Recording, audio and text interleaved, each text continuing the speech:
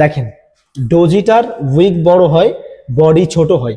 Doji এমন হয়, doji তিন প্রকার। একটা জিনিস ক্লিয়ার করি, ডোজি হচ্ছে তিন প্রকার। গাইস বুঝাইতে পারছি না? দেখেন, এক প্রকার ডোজি, দুই প্রকার ডোজি, তিন প্রকার ডোজি। ও সরি, একটা হবে হচ্ছে আপনার এই যে এই ডোজি মানে কি জানেন? মানে মানে এক, দুই, তিন। হ্যাঁ, মানে এইটাও যা এইটাও তাই, বাট এখানে বডি এক, বাট এখানে ওপেনিং ক্লোজিং সব জায়গা একই, সেম। এখন এই যে যে আপনার ডোজি, এই ডোজি জিনিসটা কি জানেন? এই ডোজি জিনিসটা হচ্ছে কনফিউজড, মানে আমাকে কনফিউজড প্রবাবিলিটি, মানে আমাকে একটা সম্ভাবনায় ফেলে দেয়।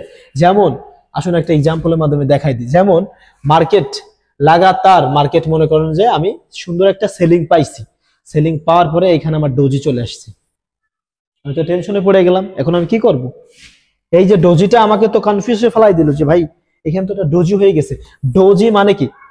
মানে রিভার্সাল মার্কেট হইতে পারে।